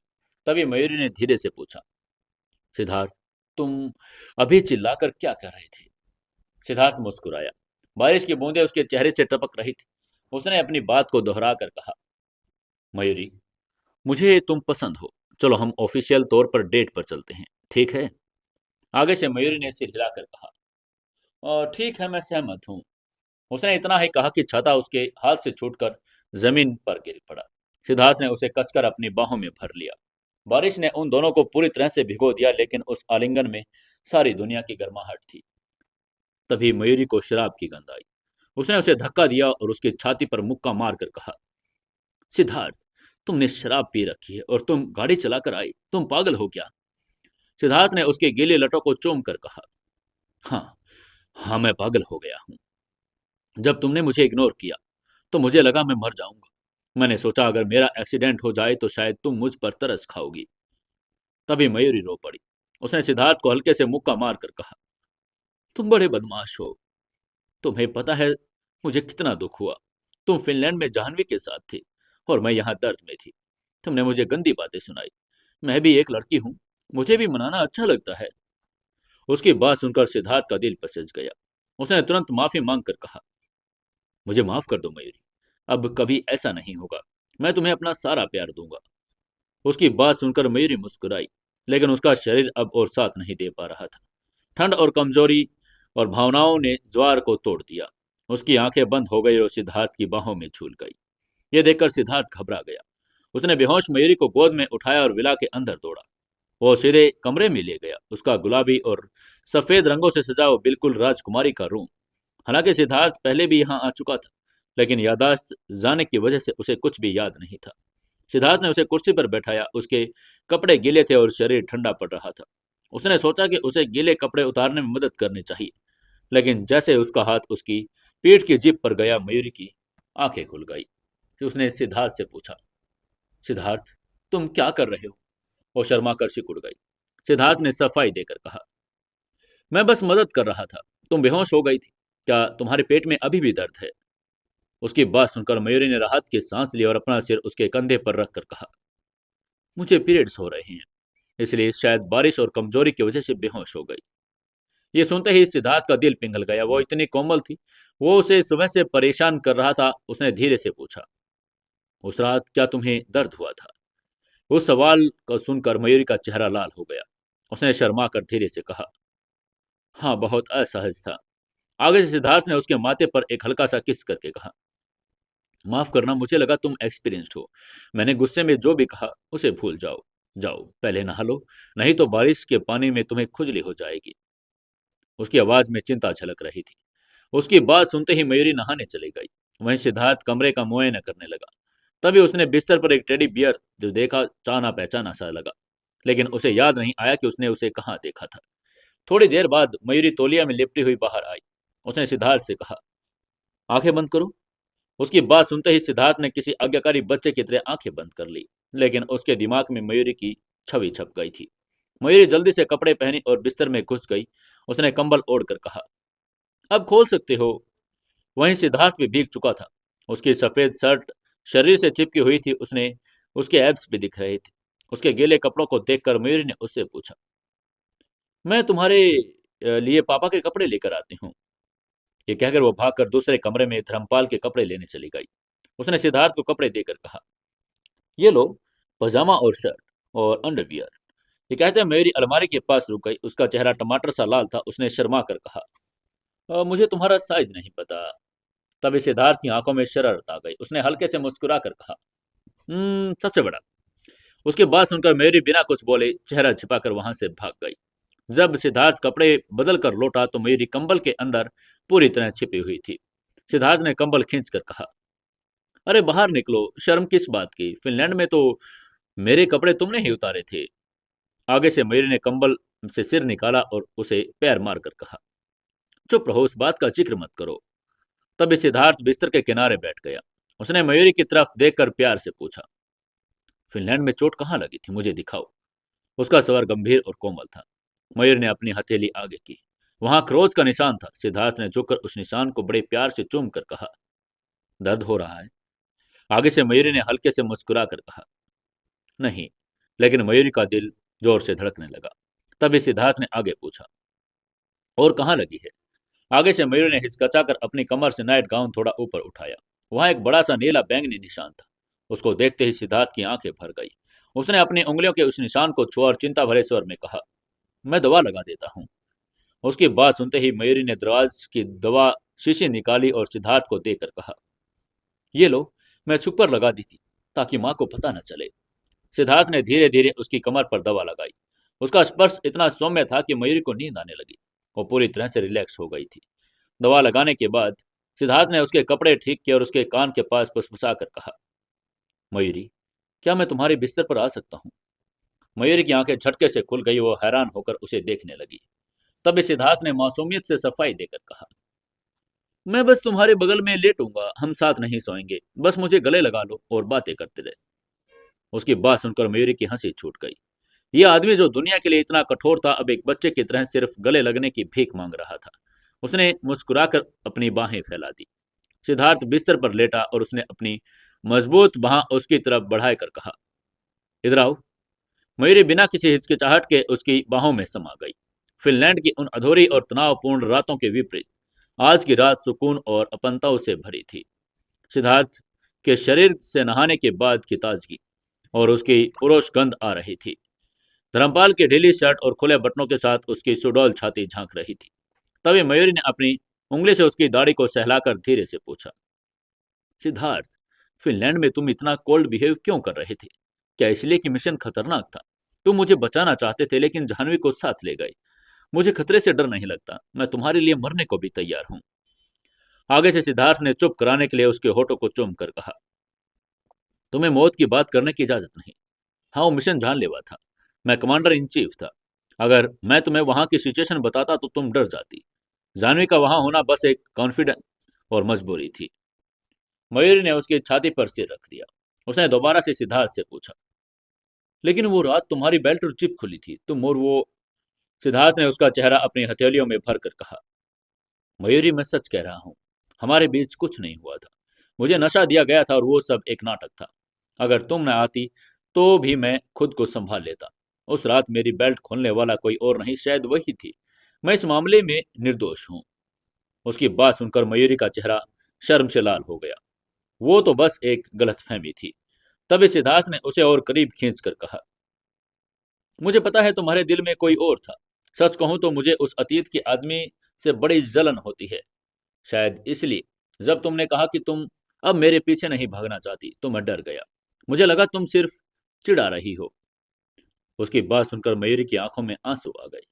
वो जिसे उसका अतीत समझ रहा था वह असल में खुद था, लेकिन उसने ये राज अभी नहीं खोला। उसने सिद्धार्थ को चूमकर वादा करके कहा, सिद्धार्थ, मैं वादा करती हूँ, मैं सिर्फ तुमसे प्यार करूंगी। तुम भी मुझसे इतना प्यार करना कि मैं तुम्हारे बिना जी न सकूं। आगे से सिद्धार्थ ने वादा करके कहा, मैं भी वादा करता हूँ।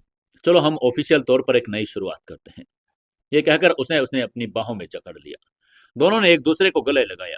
सिद्धार्थ ने उसका माथा चूम कर कहा, मैं कल तुम्हें ऑफिस छोड़ दूंगा। आगे से मयूरी ने शर्मा कर कहा, नहीं, कल हम साथ में डिनर करेंगे। उसकी बात सुनकर सिद्धार्थ मुस्कुराया। उसने एक डीप किस किया और फिर उठकर विला से बाहर निकल गया। खिड़की से मयूरी को जाता हुआ देख रही थी। बारिश रुक चुकी थी और उसका दिल अब साफ था। अगले सुबह मयूरी नाश्ते की मेज पर बड़ी खुश और तरोताजा नजर आ रही थी। उसकी भूख भी बढ़ गई थी। ये देखकर चंचल ने खुश होकर कहा, ओह, बारिश के बाद आखिरकार सूरज निकल ही आया। तभी मयूरी ने अपनी माँ को गले लगाकर खुशी से कहा, माँ, अब मैं खूब मेहनत करूंगी, आप दोनों का ख्याल रखूंगी। नाश्ते के बाद ऑफिस जाते हुए गाड़ी में मयूरी ने मधु को खुशखबरी देकर कहा, मैं और सिद्धार्थ ऑफिशियल तौर पर डेट कर रहे हैं। उसकी बात सुनकर मधु खुशी से उछल पड़ी, लेकिन मयूरी ने उसे तुरंत काम की याद दिलाई। उसने राहुल द्वारा भेजे गए डॉक्यूमेंट्स देखे और एक उभरते हुए सितारे के कॉन्ट्रैक्ट पर साइन किया। इसके बाद मयूरी ने अचानक मधु से कहा, मधु, हमें एक गायक की भी जरूरत है। उस ऑडिशन शो के विनर आर्यन को बुलाओ। वो थोड़ा अजीब और एकांत प्रिय है, लेकिन उसकी आवाज में जादू है।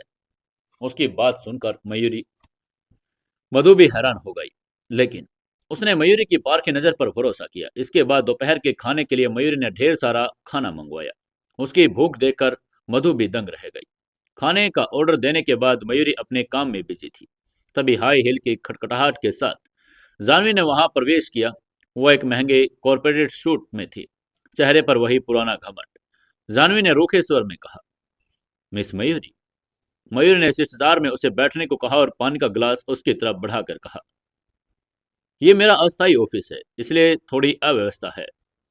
जानवी ने पानी को हाथ भी नहीं लगाया।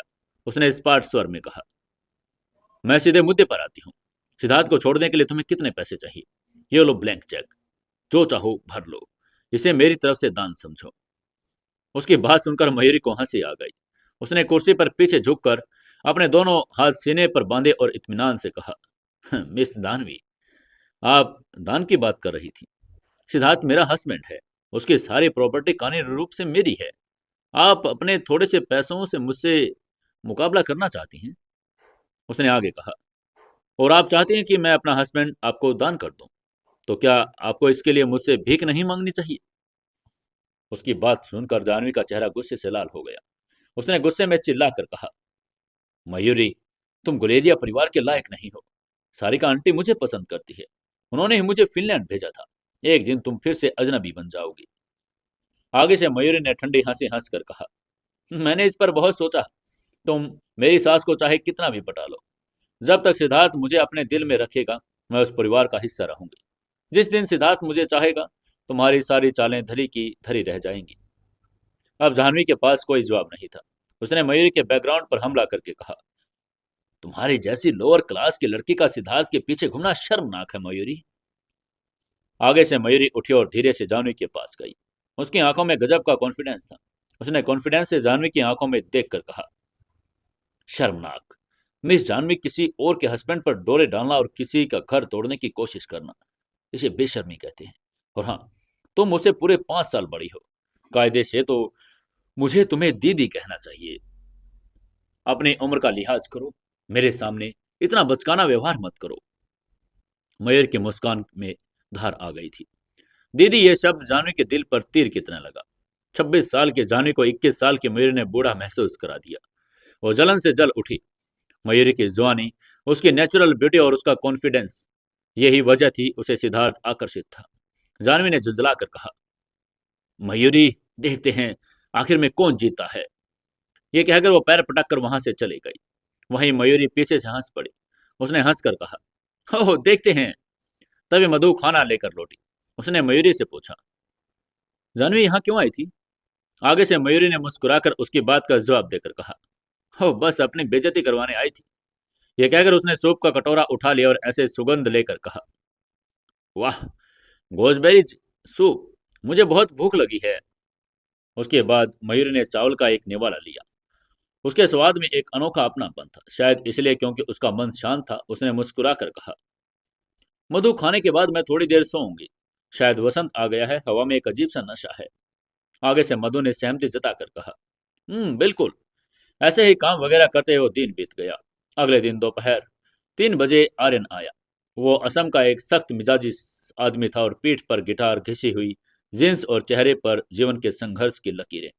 वो हैंडसम नहीं था, लेकिन उसकी शालीनता और विद्रोही अंदाज का एक अजीब आकर्षण था। उसने बिना किसी उत्साह के कहा, डायरेक्टर मयूरी। मयूरी ने उसे बैठने का इशारा किया। तभी आर्यन ने अपने सीधी बात रखकर कहा, मेरी एक शर्त है, मैं सिर्फ संगीत बनाऊंगा। इंटरव्यू, शो या किसी भी तरह के प्रमोशन से मेरा कोई वास्ता नहीं होगा। आगे से मयूरी ने कहा, मंजूर है। उसकी इस सहमति पाकर आर्यन हैरान रह गया। उसे लगा कि फिर उसे ठुकरा दिया जाएगा। उसने अविश्वास से कॉन्ट्रैक्ट देखा, लेकिन सैलरी अमाउंट देखकर उसका चेहरा सख्त हो गया। उसने हैरानी से कहा, सिर्फ 10,000 रुपए? अमाउंट सुनकर मधु भी चौंक गई। क्या मयूरी मजाक कर रही है? इतने में तो गुजारा भी नहीं होगा। वहीं मयूरी की आंखों में चमक आ गई। उसने शांति से कहा, मिस्टर आर्यन, आप एक प्योर आर्टिस्ट बनना चाहते हैं ना? सड़कों पर गाकर आप 1,000 रुपए भी नहीं कमा पाते। मैं आपके खाने और रहने का खर्च उठा रही हूँ और ऊपर से 10,000 रुपए भी दे रही हूँ। जब मैं आपकी प्रमोशन न करने की शर्त मान रही हूँ, तो आप पैसे के लिए क्यों रो रही हैं? क्या ये कॉन्ट्रैक्टरी नहीं है? उसकी बात सुनकर आर्यन का चेहरा लाल हो गया। मयूरी के शब्द किसी तमाचे से कम नहीं थे। तभी दरवाजे पर एक शर्मीली लड़की दिखाई दी। सकीना, आर्यन की गर्लफ्रेंड। उसके नॉर्मल कपड़े और कैनवस के जूते उनकी संघर्षपूर्ण कहानी बयां कर रहे थे। मयूरी ने सकीना की तरफ इशारा करके कहा, ये लड़की आपके लिए सब कुछ छोड़कर शहर आई, आपके लिए भीख तक मांगी, और आप अपनी झूठी शान और प्योर आर्ट के नाम पर उसे क्या दे रही हैं? अगर आप अपने प्यार की रक्षा नहीं कर सकते तो आपकी एम्बिशन बेकार है। उसकी बात सुनकर आर्यन स्तब्ध रह गया। उसे पहली बार अपनी गलती का एहसास हुआ। तभी मयूरी ने दूसरा असली कॉन्ट्रैक्ट उसके सामने रखकर कहा, यह रहा असली कॉन्ट्रैक्ट। अच्छी शर्तें, अच्छी सैलरी। आपको सिर्फ संगीत पर ध्यान देना, बाकी सब मैं संभाल लूंगी। आर्यन की आंखों में कृतज्ञता थी। उसने साइन किया और फिर चुपचाप चला गया। लेकिन जाते जाते सकीना के कंधे पर उसका हाथ पहले से ज्यादा कोमल और रक्षक जैसा था।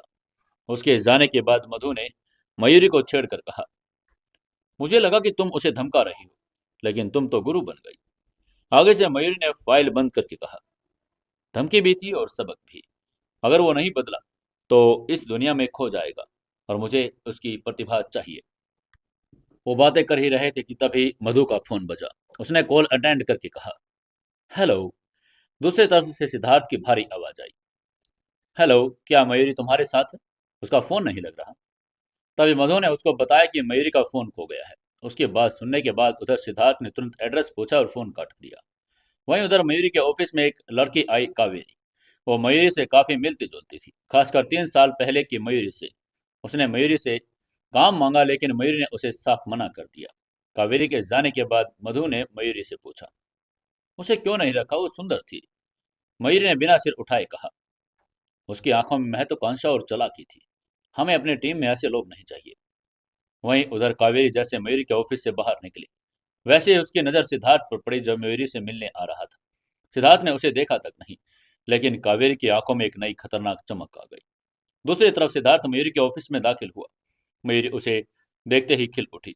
उसने उसकी आस्तीन पकड़कर कहा, सिद्धार्थ।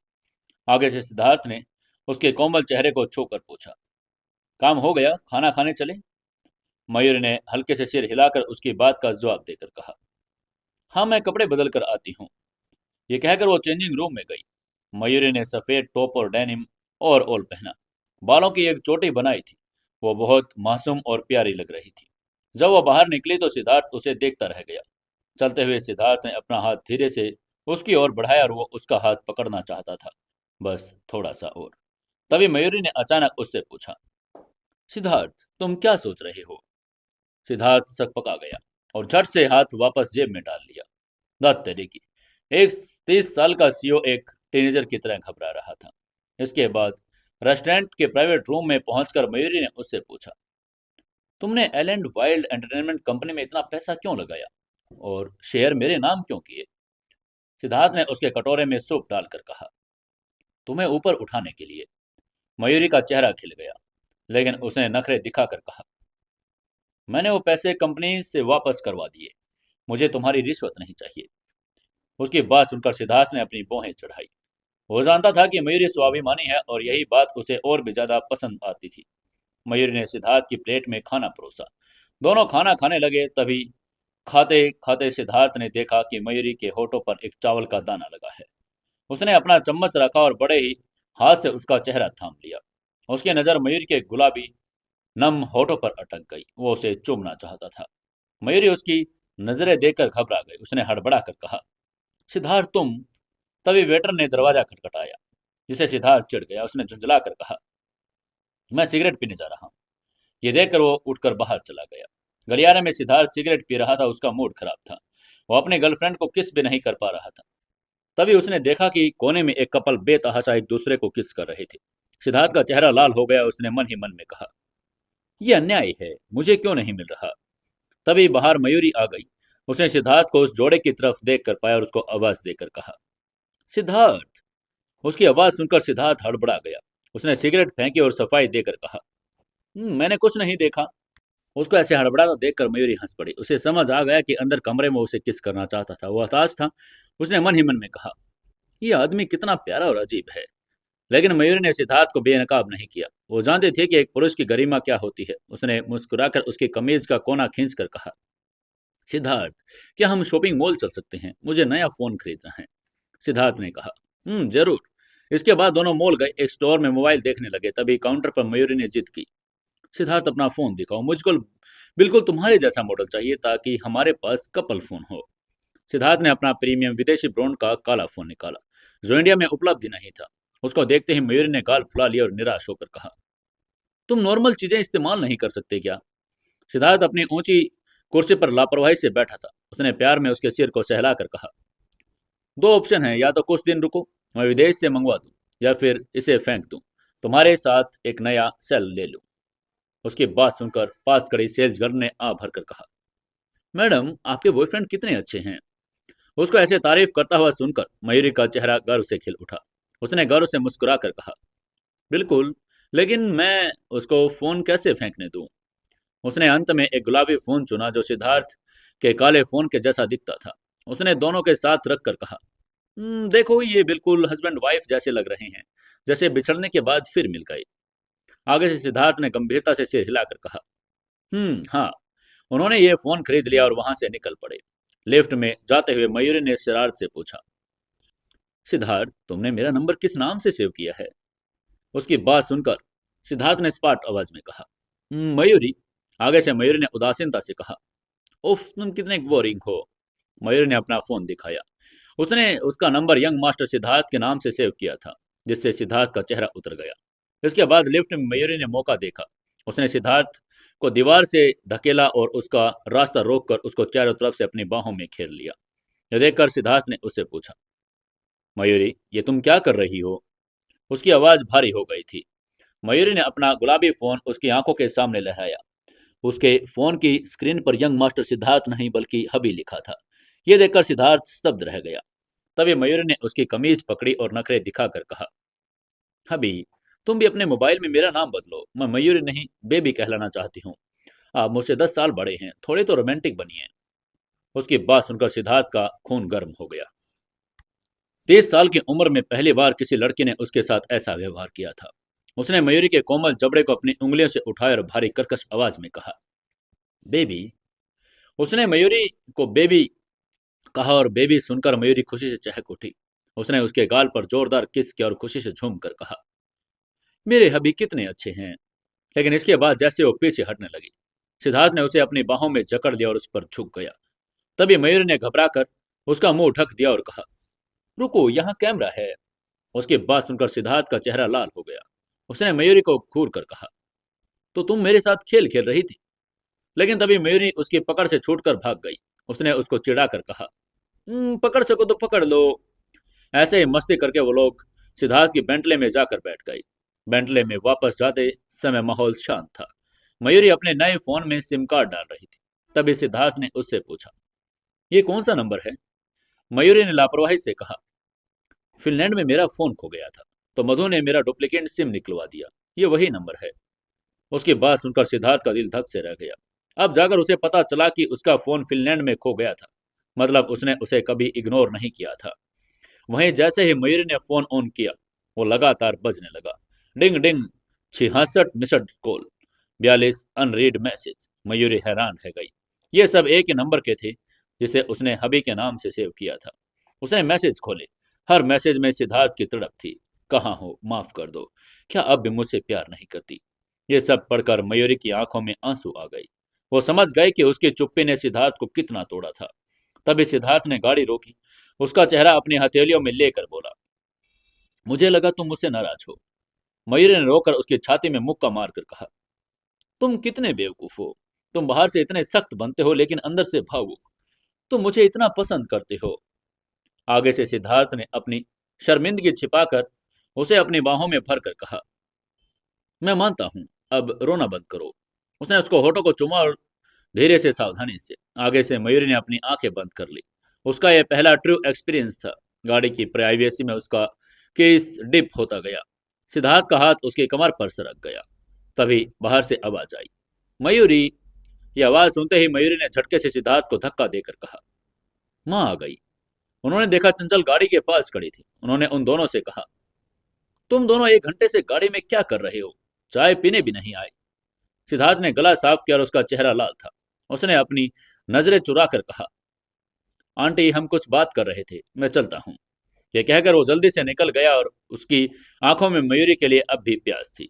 कुछ दिनों बाद मयूरी ने आइलैंड वाइड मीडिया में इन्वेस्ट किया और अपना स्टूडियो लॉन्च किया। प्रेस कॉन्फ्रेंस के दौरान चेतन स्टेज पर आया। उसके हाथ में किंग प्रोटिया फूलों का एक विशाल गुलदस्ता था। उसने गुलदस्ता मयूरी को देकर मुस्कुरा कर कहा, "डायरेक्टर मयूरी, ये प्रेसिडेंट सिद्धार्थ की तरफ से हैं।" ये देखते ही रिपोर्टर्स में खलबली मच गई। एक रिपोर्टर ने हैरान होकर पूछा, "किंग प्रोटिया, इसका मतलब धन दौलत भी और जीवन भर का साथ भी। यंग मास्टर सिद्धार्थ का क्या इरादा है?" मयूरी ने कॉन्फिडेंस से मुस्कुराकर माइक थाम कर कहा, "चूंकि इस फूल के दो अर्थ हैं, तो यंग मास्टर सिद्धार्थ दोनों इरादे क्यों नहीं रख सकते?" उसने सबके सामने एक्सेप्ट कर लिया। यह सिद्धार्थ के प्यार का सार्वजनिक इजहार था। इसके बाद मयूरी ने अपने स्टूडियो के लिए काम शुरू किया और उसने आर्यन को बुलाया और रिकॉर्डिंग शुरू कर दी। काम खत्म करके मयूरी ने सिद्धार्थ को मैसेज किया, "सिद्धार्थ, फूल मिल गए, मुझे बहुत पसंद आए।" दूसरी तरफ से तुरंत जवाब आया। रिपोर्टर ने जो पूछा उसका जवाब मैंने सुन लिया। उसका मतलब साफ था कि वो लाइव वहां पर देख रहा था। उसका मैसेज पढ़ते ही मयूरी का चेहरा शर्म से लाल हो गया। उसने एक मैसेज किया, "सिद्धार्थ, मैं परसों शूटिंग के लिए मुंबई जा रही हूँ।" सिद्धार्थ ने पूछा, "कितने दिन के लिए?"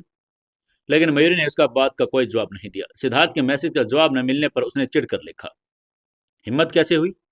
वो ऐसे ही मस्ती करते रहे। 2 दिन बाद मयूरी शूटिंग के लिए मुंबई चली गई। शूटिंग के दौरान मयूरी और सिद्धार्थ वीडियो कॉल और वी चैट पर संपर्क कर रहे। एक रात मयूरी ने नहाने के बाद तौलिया में लिपटी अपनी फोटो सिद्धार्थ को भेजी। दूसरी तरफ से सिद्धार्थ का मैसेज आया, "तुम क्या कर रही हो?" उसका मैसेज पढ़कर मयूरी शर्म से लाल हो गई। उन्होंने कुछ देर ऐसे ही बातें की। इसके बाद रात के 2 बजे मयूरी ने पियानो बजाया। तभी अचानक दरवाजा खुला। वहां सिद्धार्थ खड़ा था, सफेद शर्ट और काले सूट में, थका हुआ लेकिन बेदाग। वो सीधे ऑफिस से आया था। मयूरी दौड़कर उसके पास आई। उसने हैरान होकर कहा, "सिद्धार्थ, तुम यहाँ?" आगे से सिद्धार्थ ने उसकी बात का जवाब देकर कहा, "मैं तुमसे मिलने आया हूँ।" उसकी बात सुनते मयूरी ने एक्साइटेड होकर उसे अपने कैबिन में खींचा और छुपकर उसे किस किया। सिद्धार्थ ने उसे दीवार से सटाकर डीप किस किया। तभी वहां मधु आ गई। उसने अपने हाथ में पकड़ी हुई फाइल्स की तरफ देखकर कहा, "मयूरी, ये रूसी डॉक्यूमेंट्स।" लेकिन तभी उसने ऊपर मयूरी की तरफ देखा तो मयूरी और सिद्धार्थ एक दूसरे को किस कर रहे थे। वो दोनों तुरंत अलग हो गए। तभी मयूरी ने चतुराई से कहा, "सिद्धार्थ रूसी जानता है।" उसकी बात सुनकर सिद्धार्थ मुस्कुराया और काम करने बैठ गया। मयूरी उसके लिए चाय बनाने लगी, लेकिन उसकी नजर बार बार उस आदमी पर जा रही थी जो उसके लिए इतनी दूर आ गया था। इसके बाद मयूरी काम पर इतनी मग्न थी कि उसे ध्यान ही नहीं रहा। वो हेडफोन लगाए आर्यन और म्यूजिक मास्टर के बीच ट्रांसलेटर की भूमिका निभा रही थी। काम की दीवार के उस पार बैठे सिद्धार्थ को फाइल्स ट्रांसलेट कर रहा था। उसकी निगाहें बस मयूरी पर टिकी थी। वो फोन पर करते समय बेहद एक्सपीरियंट और सजग लग रही थी। मंच पर खड़ी वो लड़की सबका ध्यान खींच रही थी। सिद्धार्थ की आंखों में उसके लिए गहरा प्रेम और गर्व झलक रहा था। तभी मयूरी ने फोन काटा और वापस चाय बनाने लगी। वहीं उधर सिद्धार्थ भी वापस अपने काम पर लग गया। 10 मिनट बाद ट्रांसलेशन पूरा करके सिद्धार्थ ने सिर उठाया ही था कि तभी मयूरी चाय का कप लेकर अंदर आ गई। उसने धीरे से चाय का प्याला उसके पास रखकर कहा, माफ करना, देर हो गई। ये कहते हुए वो सिद्धार्थ की कुर्सी के पीछे जाकर उसके कंधों की मालिश करने लगी। उसने सिद्धार्थ के कंधों की मालिश करके कहा, अभी मैं आपके लिए कॉफी बनाना चाहती थी लेकिन रात हो गई, नींद खराब होगी। ये खास चाय है, मेरी एक आंटी ने खुद तोड़ी है, चक्कर देखो। सिद्धार्थ ने घूंट भरा। चाय का स्वाद बेहतरीन था। उसने तारीफ भरी आंखों में उसकी तरफ देखा। तभी आगे से मयूरी ने प्रशंसा भरे स्वर में उससे पूछा, सिद्धार्थ, तुम्हें कितनी लैंग्वेज आती है? ऐसा लगता है कि तुम्हें सब कुछ आता है। सिद्धार्थ ने लापरवाही में कहा, लगभग 10, मानो ये कोई बड़ी बात ना हो। उसने हल्के से मुस्कुराकर कहा, बिजनेस के लिए जरूरी है। उसकी बात सुनकर मयूरी की आंखें चमक उठी। वो पीछे से उसके कंधों पर झुक गई, गाल से गाल सटाकर बोली, हबी, आप इतने बुद्धिमान कैसे हो सकते हैं? क्या ऐसा कुछ है जो आप नहीं जानते? सिद्धार्थ को तारीफें सुनना पसंद नहीं था, लेकिन अपनी गर्लफ्रेंड के मुंह से निकली प्रशंसा ने उसके अहंकार को तुष्ट कर दिया। उसने एक हाथ से उसकी कमर थामी और उसे अपनी तरफ खींचकर कहा, ट्रांसलेशन हो गया है, मुझे कल वापस दिल्ली जाना है, इसलिए अब मुझे सोना होगा। आगे से मयूरी ने उसका चेहरा अपने हाथों में लेकर कहा, तुम मेरे कमरे में जाकर नहा लो, मैं 5-6 मिनट में काम खत्म करके आती हूँ। उसकी बात सुनकर सिद्धार्थ ने उसके होठों पर किस करके कहा, मैं इंतजार करूंगा, और होटल के कमरे की तरफ चला गया। उसके जाने के बाद मयूरी और मधु जब काम खत्म करके होटल के कमरे के पास पहुंचे तो अंदर से एक महिला की चीख सुनाई दी। ओह! मयूरी और मधु घबराकर अंदर भागे। दृश्य चौंकाने वाला था। बत्ती जल रही थी। फर्श पर एक महिला के कपड़े बिखरे थे। बिस्तर पर कावेरी कंबल में लिपटी हुई दयनीय हालात में सुकड़ी बैठी थी। दूसरी ओर सिद्धार्थ खिड़की के पास खड़ा था, अपनी बेल्ट कस रहा था। उनका चेहरा गुस्से में तमतमाया हुआ था और आंखों में बर्फ जैसी ठंडक थी। मधु ये देखकर हक्की बक्की रह गई। उसने सिद्धार्थ के पास आकर पूछा, यंग मास्टर सिद्धार्थ, आप? सिद्धार्थ ने मधु को बात जैसी नजरों से देखा और फिर मयूरी की तरफ मुड़कर कठोर स्वर में कहा, मयूरी, तुम समझाओ। तभी मधु ने उस लड़की की तरफ देखकर चिल्लाकर पूछा, तुम कौन हो? यहां क्या कर रही हो? मधु की बात सुनकर कावेरी रोने लगी। उसने रोकर कहा, मैं गलती से गलत कमरे में आ गई। अंधेरा था, मैं बिस्तर पर लेटी तो यंग मास्टर सिद्धार्थ ने मुझे पकड़ लिया। उन्होंने मुझे चूमा। मयूरी समझकर उन्होंने कंबल हटाकर बिस्तर पर लगा खून का एक धब्बा दिखाया। ये मेरा पहला एक्सपीरियंस था, मैं निर्दोष हूँ। मधु की आंखें फटी रह गई। उसने सिद्धार्थ को देखा जो अब भी मयूरी को घूर रहा था, मानो उसके जवाब का इंतजार कर रहा हो। वहीं मयूरी ने एक गहरी सांस ली। वो शांति से कावेरी के पास गई और उसकी नाक की तरफ उंगली उठाकर डांट कर बोली, ये चालाक औरत यहाँ कहां से आ गई? तुम्हें लगा कि मैं तुम्हारी बकवास पर विश्वास करूंगी? मेरा सिद्धार्थ किस तरह का इंसान है मैं जानती हूँ। क्या उसे तुम जैसी लड़की में इंटरेस्ट होगा? उसकी बात सुनकर कावेरी सकपका गई, लेकिन मयूरी ने अपनी बात जारी रखकर कहा, तुम्हें लगा कि मेरे जैसे दिखने में से तुम मैं बन जाऊंगी? आईने में शक्ल देखी है? ये खून मुर्गी का खून है, कितना गंदा है। फिर वो सिद्धार्थ की तरफ मुड़े और चिंता भरे स्वर में सिद्धार्थ से पूछा, सिद्धार्थ, क्या तुम ठीक हो? इस औरत ने तुम्हारा फायदा तो नहीं उठाया? लेकिन आगे से सिद्धार्थ ने अपना मुंह फेर लिया। वो अभी भी मयूरी की लापरवाही से नाराज था। तभी कावेरी ने फिर से नाटक करके कहा, विश्वास कीजिए, मेरे साथ फिजिकल रिलेशन बनाया है इसने। उसकी बात सुनकर मयूरी हंसी और उसने उपहास करके कहा, अजीब बात है, अगर सच में ऐसा होता तो तुम मुआवजा मांगती, न कि मुझे विश्वास दिलाने की कोशिश करती। बताओ तुम्हारे इरादे क्या हैं? उसकी बात सुनकर कावेरी की बोलती बंद हो गई। वहीं मधु भी अब समझ गई थी। उसने कावेरी के बाल पकड़े और बिस्तर के नीचे खींचकर कहा, बहुत नाटक हो गया है तुम्हारा, मैं इसे सिक्योरिटी गार्ड के हवाले करके आती हूँ। ये कहकर मधु उसे घसीटकर बाहर ले गई। कमरे में अब सिर्फ सिद्धार्थ और मयूरी बचे थे। मयूरी ने पीछे से सिद्धार्थ की कमर को गले लगा लिया और उसने सिद्धार्थ को मनाने की कोशिश करके कहा, अभी गुस्सा मत होइए, मुझे पता है वो झूठ बोल रही थी। उसकी बात सुनकर सिद्धार्थ ने धीरे से मुड़कर उसे देखकर कहा, जैसे ही मैंने आंखें बंद की मुझे लगा तुम हो। मैंने उसे गले लगाया लेकिन महसूस होते ही छोड़ दिया। मैंने उसे छुआ तक नहीं। मयूरी ने पंजों पर खड़े होकर उसे चूम कर कहा, मुझे तुम पर पूरा भरोसा है। मेरे हस्बैंड इतने सस्ते नहीं कि किसी और के साथ भी सो जाए। मैं शेरनी बनकर उन सबको भगा दूंगी जो हमारे बीच आएंगी। उसकी बात सुनकर सिद्धार्थ का गुस्सा पिघल गया। उसने मयूरी को कसकर गले लगा लिया। माहौल शांत हुआ तो सिद्धार्थ ने मयूरी को अपनी बाहों में घेरा और उसकी आंखों में झांक कर कहा, आज तुमने जो तौलिए वाली तस्वीर भेजी थी उसका क्या मतलब था? मयूरी का चेहरा शर्म से लाल हो गया। उसने भागने की कोशिश करके कहा, मत देखो। लेकिन सिद्धार्थ ने उसे पकड़ लिया। उसने शरारत भरी मुस्कान के साथ कहा, तब शर्म नहीं आई? मुझे दिल्ली से यहां तक दौड़ाया और अब नखरे दिखा रही हो। उसने मयूरी को दीवार और अपने बीच में शरीर में फंस कर कहा, बेबी हिलना मत। मयूरी की धड़कनें तेज हो गई। सिद्धार्थ का चुंबन गहरा और मांग करने वाला था। वो बालकनी से खिड़की पर सट गई। सिद्धार्थ का संयम टूट रहा था। वो उसे बेतहाशा किस कर रहा था। मयूरी ने कहा, सिद्धार्थ। तभी धड़ाम, खिड़की का पर्दा अपनी रोड समेत टूटकर सीधा सिद्धार्थ के सिर पर आ गिरा। सिद्धार्थ जम गया। उसकी आंखों का नशा और धुंध पल भर में गायब हो गई। वो पर्दा और रोड उसके सिर पर लटके थे। वो विस्मित होकर खड़ा था। ये देखकर मयूरी अपनी हंसी नहीं रोक पाई। उसने हंसकर कहा, सिद्धार्थ देखा, अगर तुम फिर से जल्दबाजी करोगे तो स्वर्ग भी तुम्हें दंडित करेगा। सिद्धार्थ शर्मिंदा होकर पीछे हट गया। उसने पर्दा हटाया और माथा सहलाकर धीरे से बोला, माफ करना, मैं बहक गया था। मयूरी ने प्यार से उसके गले में बाहें डालकर कहा, कोई बात नहीं। उसने सिद्धार्थ की आंखों के नीचे काले घेरे देखे। वो थका हुआ था। मयूरी ने कहा, चलो सो जाते हैं। सिद्धार्थ ने उससे कहा, बिस्तर गंदा है। उसने उस बिस्तर की तरफ इशारा किया जहां कावेरी लेटी थी। फिर सोफे की तरफ देखकर कहा, आज रात सोफे पर सोना पड़ेगा। आगे से मयूरी ने कहा, ठीक है। उसने अलमारी से नया कंबल निकाला। तभी सिद्धार्थ ने उससे पूछा, क्या मैं जमीन पर सो जाऊं? वो अपनी भावनाओं पर काबू पाने को लेकर अब भी आशंका में था। अब क्या करेगी मयूरी? क्या उसे जमीन पर सोने देगी या अपने साथ सुलाएगी? जानने के लिए जुड़े रहिए अपनी कहानी जिद्दी बिलेनियर के साथ। दोस्तों, कहानी को ज्यादा से ज्यादा शेयर करें, कमेंट करें और लाइक जरूर से जरूर करें।